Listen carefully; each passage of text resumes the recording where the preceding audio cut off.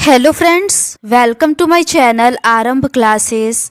आज के इस वीडियो में हम लोग बीपीएससी टीआरई के लिए क्लास 6 to 8, 9, 10th और 11, 12th के लिए जियोग्राफी के क्वेश्चंस को आपके साथ सॉल्व करेंगे।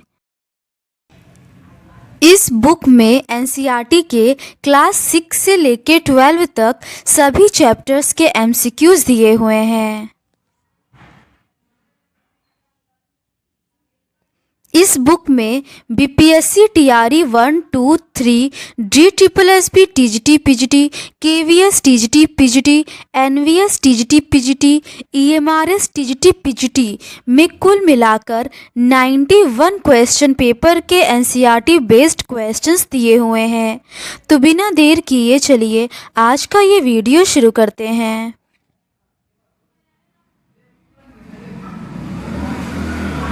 चैप्टर 4 तक के क्वेश्चंस का डिस्कशन हम लोगों ने इस सीरीज के प्रीवियस पार्ट में कर लिया है। आज हम लोग पर्यावरणीय भूगोल के रिमेनिंग क्वेश्चंस का डिस्कशन आपके साथ करेंगे। इसके ऊपर के क्वेश्चंस का डिस्कशन हम लोगों ने इस सीरीज के प्रीवियस पार्ट में कर लिया है। आज हम लोग उसके आगे के क्वेश्चंस का डिस्कशन आपके साथ करेंगे। क्वेश्चन नंबर 141 है, एजेंडा 21 विश्व नेताओं द्वारा हस्ताक्षरित घोषणा है जिसे डैश रियो डी जेनेरियो में अपनाया गया। इसका सही आंसर है ऑप्शन बी, यूएनसीईडी। वर्ष 1992 में 100 से भी अधिक देशों के शासनाध्यक्ष संयुक्त राष्ट्र संघ के पर्यावरण एवं विकास यूएनसीईडी से जुड़ी तत्कालीन समस्याओं का समाधान खोजने के उद्देश्य से मिले थे। सम्मेलन में भाग लेने वाले नेताओं ने जलवायु परिवर्तन अभिसमय तथा जैव विविधता अभिसमय पर हस्ताक्षर किए थे। सम्मेलन के दौरान 21वीं शताब्दी में सतत विकास की प्राप्ति के लिए 300 पृष्ठों की कार्य योजना भी अपनाई गई जिसे एजेंडा 21 कहा गया था। अगला प्रश्न है, ब्रटलैंड कमीशन की रिपोर्ट आवर कॉमन फ्यूचर का प्रकाशन निम्नलिखित वर्षों में से कब हुआ। इसका सही आंसर है ऑप्शन सी, 1987। ब्रटलैंड कमीशन की रिपोर्ट आवर कॉमन फ्यूचर का प्रकाशन वर्ष 1987 में हुआ। पर्यावरणीय मुद्दों पर विश्व समुदायों की बढ़ती चिंता को ध्यान में रखकर संयुक्त राष्ट्र संघ ने विश्व पर्यावरण और विकास आयोग की स्थापना की जिसके प्रमुख नॉर्वे के प्रधानमंत्री गरो हरलेम ब्रटलैंड थी। इस आयोग ने अपनी रिपोर्ट आवर कॉमन फ्यूचर 1987 में प्रस्तुत की थी। अगला प्रश्न है, रियो पृथ्वी शिखर सम्मेलन 1992 के एजेंडा 21 में निहित है। इसका सही आंसर है ऑप्शन बी, वैश्विक सतत विकास। एजेंडा 21 एक घोषणा है जिसे 1992 में ब्राजील के शहर रियो डी जेनेरो में संयुक्त राष्ट्र द्वारा पर्यावरण और विकास सम्मेलन के तत्वाधान में राष्ट्राध्यक्षों स्वीकृत किया गया था। इसका प्रमुख उद्देश्य भूमंडलीय सतत पोषणी विकास हासिल करना है। यह एक कार्यसूची है जिसका उद्देश्य समान हितों, पारस्परिक आवश्यकताओं एवं सम्मिलित जिम्मेदारियों के अनुसार विश्व सहयोग के द्वारा पर्यावरणीय क्षति, गरीबी और रोगों से निपटना है। बीपीएससी ने इसका सही आंसर ऑप्शन ई माना है। उपर्युक्त में से कोई नहीं, जो कि गलत है। इसका सही आंसर वैश्विक सतत विकास होना चाहिए।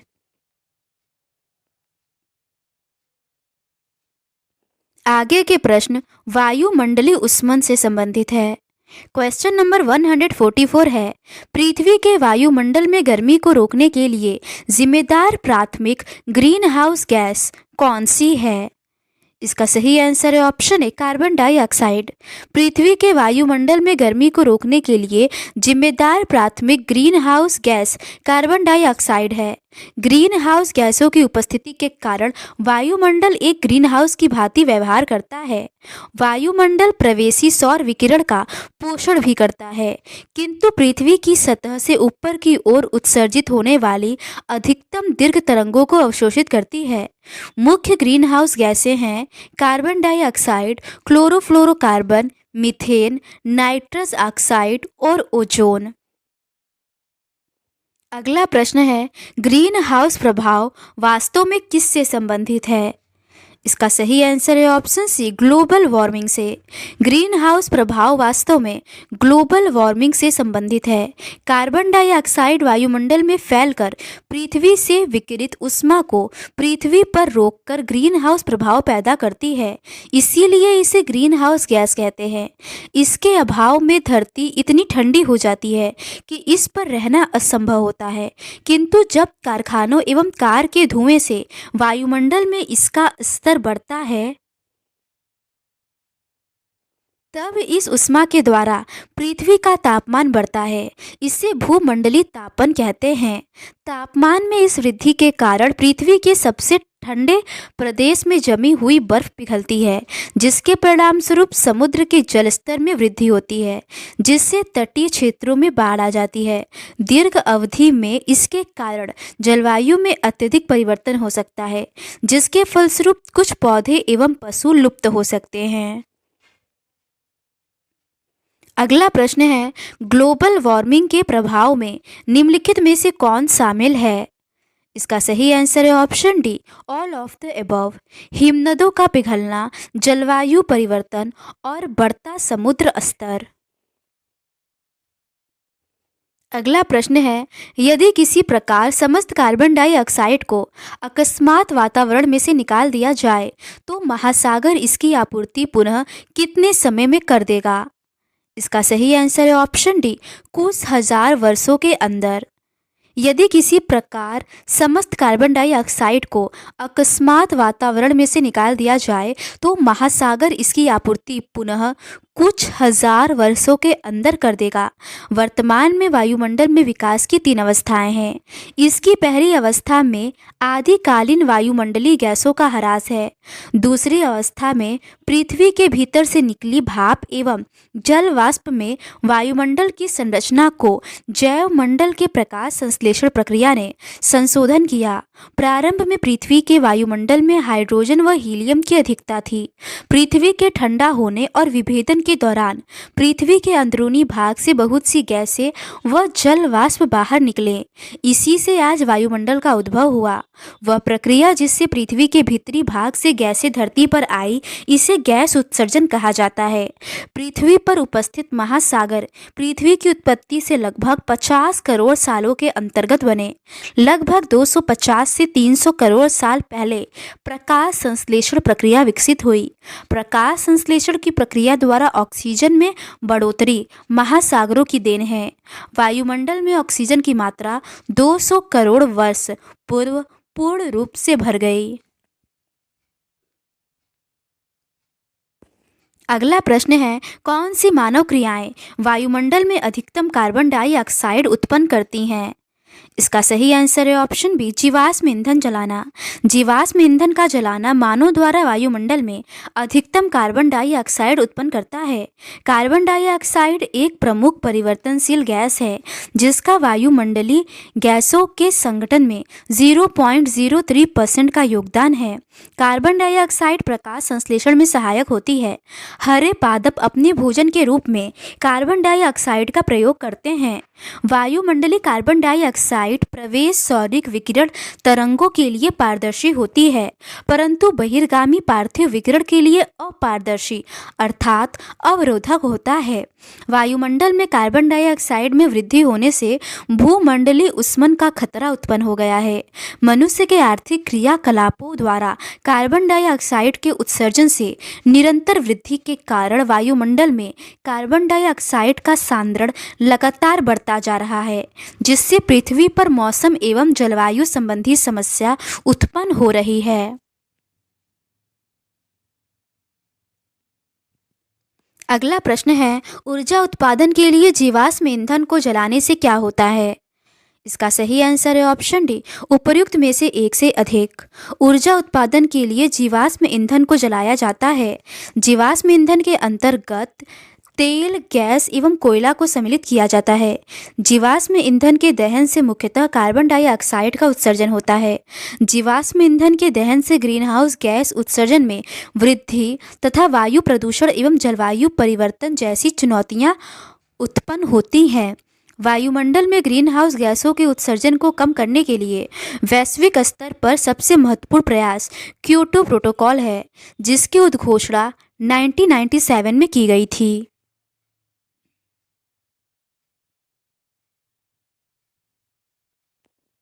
अगला प्रश्न है, 1500 वर्ष पहले पृथ्वी के वातावरण में कार्बन डाइऑक्साइड का अस्तित्व 200 और 300 ppm के बीच था। अब यह करीब 450 ppm है। इस वर्धमान के लिए किस एक ऐतिहासिक विकास को दोषी ठहराया जा सकता है? इसका सही आंसर है ऑप्शन बी, औद्योगिक क्रांति। 1500 वर्ष पहले पृथ्वी के वातावरण में कार्बन डाइऑक्साइड का अस्तित्व 200 से 300 ppm के बीच था। अब यह करीब 450 ppm है। इस वर्धमान के लिए औद्योगिक क्रांति को दोषी ठहराया जा सकता है। वन और महासागर कार्बन डाइऑक्साइड के कुंड होते हैं। वन अपनी वृद्धि के लिए कार्बन डाइऑक्साइड का उपयोग करते हैं, अतः भूमि उपयोग में परिवर्तनों के कारण की गई जंगलों की कटाई भी कार्बन डाइऑक्साइड की मात्रा बढ़ाती है। यह लगभग 0.5% की वार्षिक दर से बढ़ रही है। अगला प्रश्न है, इनमें से कौन से प्राथमिक ग्रीन हाउस गैस विश्व तापमान की बढ़ोतरी में अपना योगदान नहीं दे रहे हैं? इसका सही आंसर है option D, hydrogen. Hydrogen gas विश्व तापमान की बढ़ोतरी में अपना योगदान नहीं देता है, जबकि जल वाष्प, कार्बन डाइऑक्साइड, मीथेन तथा नाइट्रस ऑक्साइड तथा ओजोन विश्व तापन में योगदान करते हैं। विगत 150 वर्षों में पृथ्वी की सतह का औसत वार्षिक तापमान बढ़ा है। ऐसा अनुमान है कि सन 2100 में भूमंडलीय तापमान में लगभग 2 डिग्री सेल्सियस की वृद्धि हो जाएगी। अगला प्रश्न है, ग्रीन हाउस गैसों के संदर्भ में इनमें से कौन सा कथन सत्य है?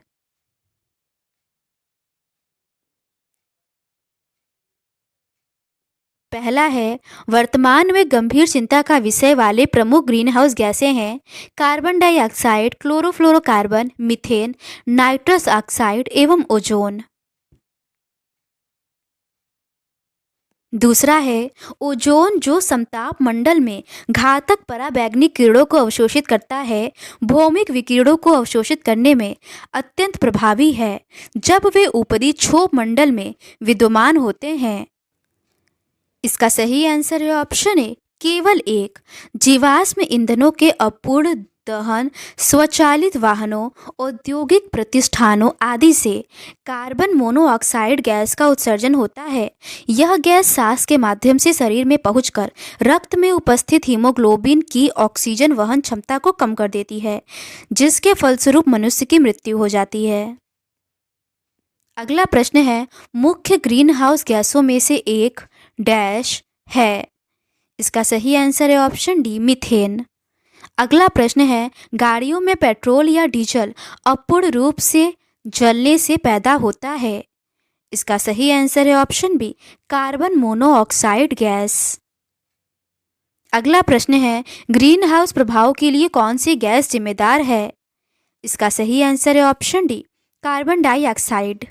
अगला प्रश्न है, कौन सी गैस वायुमंडल में हरित गृह प्रभाव को मुख्य रूप से बनाती है? इसका सही आंसर है ऑप्शन डी, कार्बन डाइऑक्साइड।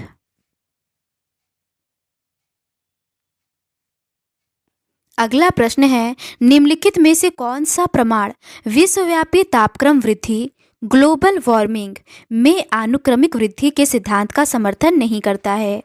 इसका सही आंसर है ऑप्शन डी, वर्षा का स्थिर पैटर्न। वर्षा का स्थिर पैटर्न विश्वव्यापी तापक्रम वृद्धि में अनुक्रमिक वृद्धि के सिद्धांत का समर्थन नहीं करता है, जबकि परमाफ्रॉस्ट क्षेत्रों का विगलन, समुद्र के स्तर में वृद्धि, महाद्वीपीय हिमनदों का पिघलना तथा गर्मी की लहरों की आवृत्ति और तीव्रता में वृद्धि आदि समर्थन करते हैं। विश्व के तापमान में काफ़ी वृद्धि हो रही है। मानवीय क्रियाओं द्वारा उत्पन्न कार्बन डाइऑक्साइड की वृद्धि चिंता का मुख्य कारण है। जीवाश्म ईंधनों के जलने से वायुमंडल में इस गैस की मात्रा क्रमशः बढ़ रही है। कुछ अन्य गैसें जैसे मीथेन, क्लोरोफ्लोरोकार्बन, ओजोन और नाइट्रस ऑक्साइड वायुमंडल में अल्प मात्रा में विद्यमान है। इन्हें तथा कार्बन डाइऑक्साइड को हरित गृह गैसें कहते हैं। अगला प्रश्न है, वैश्विक तापन या ग्लोबल वार्मिंग से वैश्विक औसत तापमान में वृद्धि के कारण हो सकता है। इसका सही आंसर है ऑप्शन डी, उपर्युक्त में से एक से अधिक। पहला, दूसरा और तीसरा तीनों ही सही है। गर्मी की लहरों की आवृत्ति और तीव्रता में वृद्धि, ध्रुवीय बर्फ की चोटियों और ग्लेशियरों का पिघलना, समुद्र के स्तर में वृद्धि। अगला प्रश्न है, निम्नलिखित गैसों में से कौन सी ग्रीन हाउस गैस नहीं है। इसका सही आंसर है option C, oxygen. Oxygen green house gas नहीं है, जबकि कार्बन डाइऑक्साइड, क्लोरोफ्लोरोकार्बन और ओजोन ग्रीन हाउस गैस हैं। अगला प्रश्न है, निम्नलिखित में से कौन सी गैस ओजोन परत के छिद्र करने के लिए उत्तरदायी है। इसका सही आंसर है option C, chlorofluorocarbon. Chlorofluorocarbon gas ozone परत को छिद्र करने के लिए उत्तरदायी है। समताप मंडल 50 किलोमीटर की ऊंचाई तक पाया जाता है। समताप मंडल का एक महत्वपूर्ण लक्षण यह है कि इसमें ओजोन परत पाई जाती है। यह परत पराबैंगनी किरणों को अवशोषित कर पृथ्वी को ऊर्जा के तीव्र तथा हानिकारक तत्वों से बचाती है। अगला प्रश्न है, निम्नलिखित कथनों पर विचार कीजिए और सही विकल्प का चयन कीजिए। ए है, ज्वालामुखी क्रिया जलवायु परिवर्तन का एक कारण है। बी है, पीनाटोबा तथा एल्सियोन ज्वालामुखी उद्भेदनों के बाद पृथ्वी का औसत तापमान कुछ वर्षों के लिए कुछ सीमा तक बढ़ गया था। इसका सही आंसर है ऑप्शन सी, ए सही है किंतु बी गलत है। ज्वालामुखी क्रिया जलवायु परिवर्तन का एक कारण है। ज्वालामुखी उद्भेदन वायुमंडल में बड़ी मात्रा में एरोसाल का निष्कासन करते हैं। ये एरोसाल लंबे समय तक वायुमंडल में विद्यमान रहते हैं और पृथ्वी की सतह पर पहुंचने वाले सौरिक विकिरण को कम कर देते हैं। हाल ही में हुए पीनाटोबा तथा एल्सियोल ज्वालामुखी उद्भेदनों के बाद पृथ्वी का औसत तापमान कुछ हद तक गिर गया था। आगे के प्रश्न ओजोन क्षरण एवं संरक्षण से संबंधित है। क्वेश्चन नंबर 162 है, ओजोन छेद निम्नलिखित में से किस प्रदेश के ऊपर सबसे बड़ा है।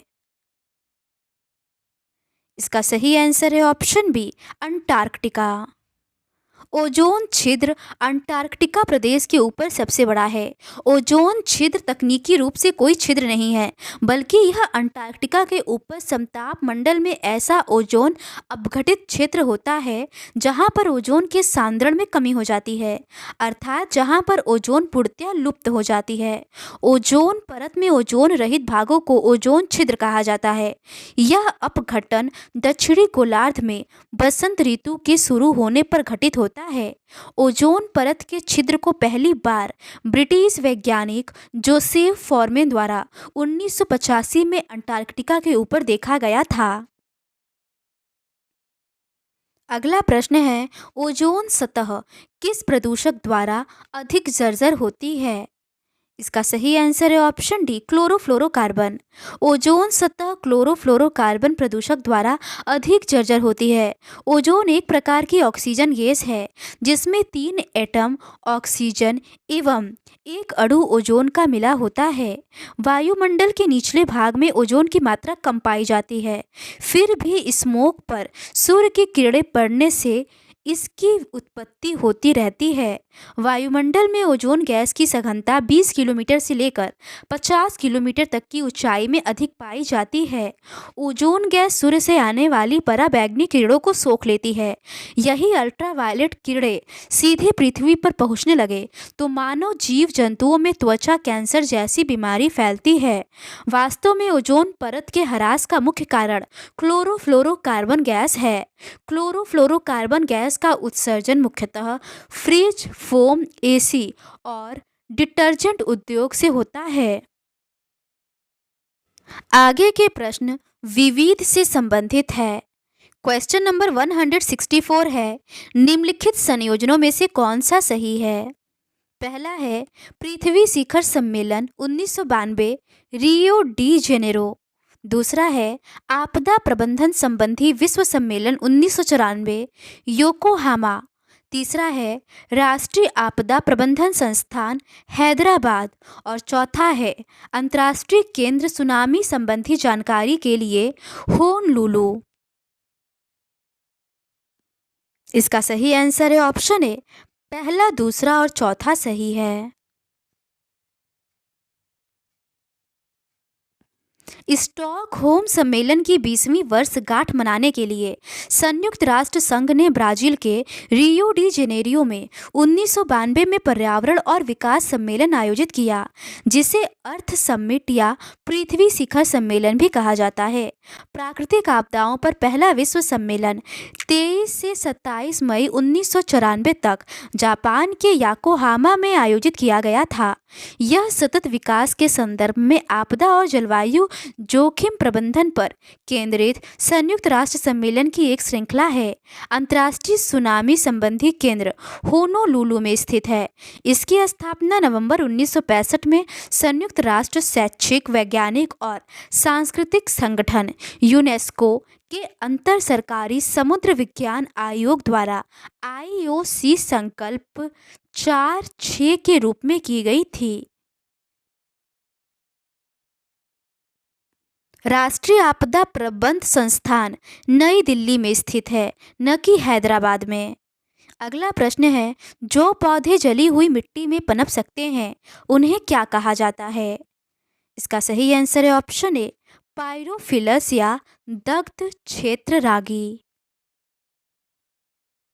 जो पौधे जली हुई मिट्टी में पनप सकते हैं उन्हें दग्ध क्षेत्र रागी या पायरोफिलस कहा जाता है।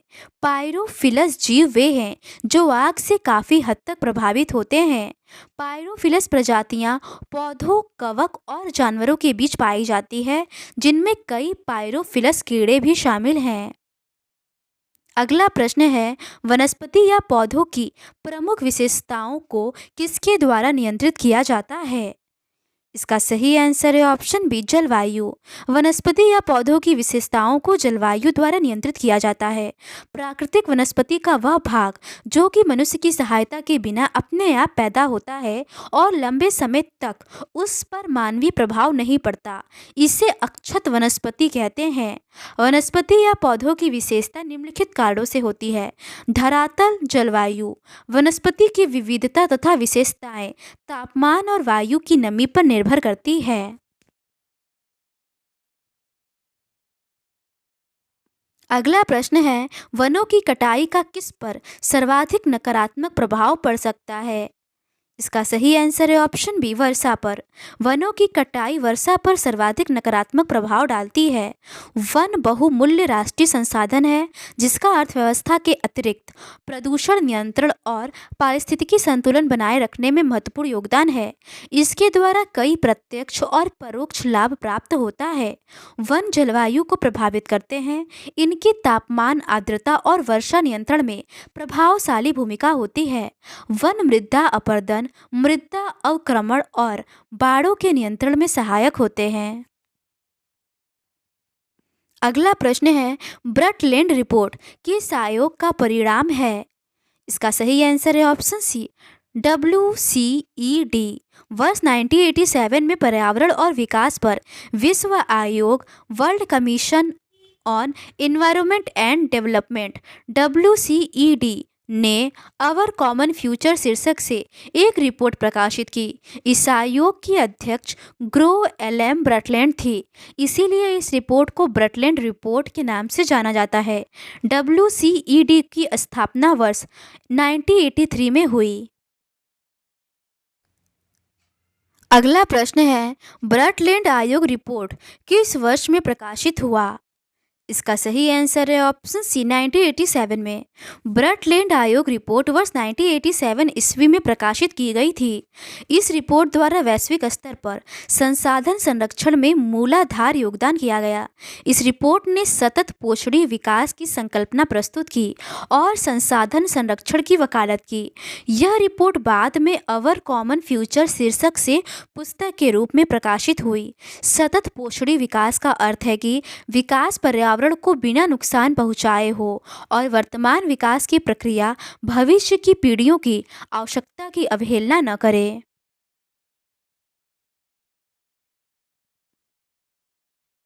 तो आज के इस वीडियो में बस इतना ही। इस सीरीज़ के नेक्स्ट पार्ट में हम लोग मानव भूगोल के मूल सिद्धांत से संबंधित प्रश्नों का डिस्कशन आपके साथ करेंगे। अगर आपको ये सीरीज़ पसंद आती है तो please do subscribe to my channel and like this video. Thank you.